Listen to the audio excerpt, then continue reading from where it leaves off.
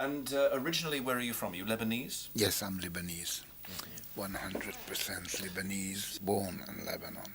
But now, of course, I have the British passport. I've been living here, yes, but for the purposes 22 years now. And why did you come here? It was difficult to work in Beirut during the civil war, and the company now, this company I work for, kept asking me if I would come and work for them, and I kept saying no, no.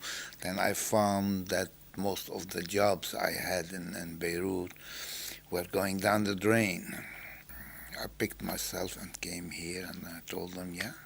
And can I ask which publications you cartoon for? They can be seen mainly in Al-Sharq Al-Awsat, and it's the same cartoon but in English, in Arab news. I always draw it in Arabic, but I don't put any wordings. I do a photocopy before doing any writing, and then I do the Arabic writing, and I do the English writing. There is a weekly magazine we have called Al-Majalla, which I have always been for 20 years. The first page, my cartoon appears. Before we start talking about politics, I wonder if I could start by asking you a bit about the visual side of things and so on. Like? How would you describe your style? Because it's not a very wordy style. It's very, very visual, isn't it? My style mainly depends on the drawing, giving putting in a picture, making a picture, trying not to put any words in it, just plain with no comments whatsoever. And that was very convenient for me because of the English and the Arab version I do. But I had to, because of the readers, sometimes they didn't get the idea. And I needed time to let them get accustomed to my style, which, as I said, sometimes it's a bit difficult to understand what the cartoon is about. And I have to do this because I have to walk a very thin line between censorship and so I started putting in some words, but very rarely, just some words in. There are many Arab cartoonists who do the same. They don't put words in their cartoons. They don't rely on words. And it seems most of the Arab readers got used to this style. Is that particularly an Arab style? I mean, how long has political cartooning existed in the Arab world? It did exist not long time ago. It existed in Beirut, where I came from, where there was, before the civil war, quite a big freedom of expression, just like any other country, a European country. And we were born with this. There were many cartoonists in the Arab world, in Lebanon, I mean, not in the Arab world. And so we took it for granted, the freedom we used to have. Actually, it became one of the handicaps in Beirut, because every embassy had its own newspaper in Beirut, shouting and cursing. Does that mean you're describing a sort of a world of newspapers where cartoonists are basically used for propaganda? Is that what the situation was? No, you can't say using them for propaganda. Sometimes they do use them for propaganda. It started with Egypt. Egypt's cartoonists, they would only draw up the Nasser having an olive branch, or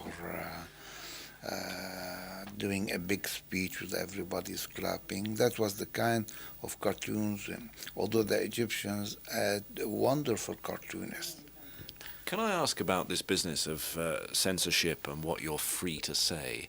What has been your experience of how you negotiate the path between what is allowable and what is not allowable to say as a cartoonist? Well, I got used to what is not allowed and what is allowed. It's mainly you'll have to take countries that are not so friendly with the newspaper I work for. For instance, there's a cartoon behind you of Gaddafi, which my paper do care about him, but not very much. For instance, I have him here with the 7 jars. Every jar has a brain saying Monday, Tuesday, Wednesday. He has to pick one every day because he changes his mind a lot. Although 2 weeks ago I had a cartoon of Gaddafi jumping from one horse to the other. It appeared in Arab news, but here Gaddafi disappeared from the cartoons. It was only a saddle jumping from one horse. And I have a very understanding editor. He came, he said, I'm sorry, I told him you shouldn't have done that. And So they just removed Gaddafi. So they removed the point of your cartoon. That's amazing. Doesn't that make you angry as a cartoonist? I was angry, yeah. I was really angry. But it rarely happens because I know my lines. I know, I know my limits censorship-wise. As I mentioned before, when somebody asked me, what would you be doing in case Israel and the whole Arab world were at peace and on good relations, what would you do then? I said, I'd probably be out of work. Because it's difficult to attack other regimes in the Arab world. I have some sort of a globe, which is this guy, which when I want to attack the Arab world, I use him. So that's our problem. What is? Is you don't have to be, you have to be in a way very subtle in order not to really anger the other party. What is the problem that you're facing? It's censorship. It's a well-known fact in the Arab countries. You don't have 100% freedom of the press. Do you think that you still manage to say what you want to say? Yeah, in a way. Yeah. I do. I still manage to say it. And I'm much luckier than any other Arab cartoonist because they give me more freedom. I rarely my cartoons are rejected or anything like that. So I don't have much choices, but I still do have choices. I attack America now. Bush is a field day for me. I love doing Bush. And my publishers, they don't do say anything at all about it. Except in Lebanon, you know, they can't even in Lebanon criticize the president. They might criticize the prime minister, but not the president. I criticize my prime minister, Hariri. But not the big man?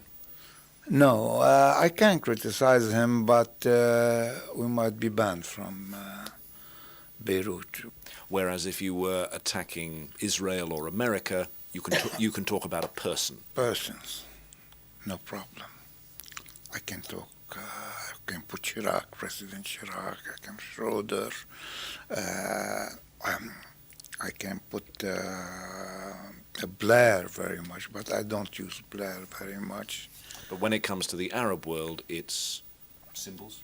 It's, yes. Do you think that will ever change, looking to the future? There will be more censorship on the media, on journalists and all that, because it's becoming a very dangerous world.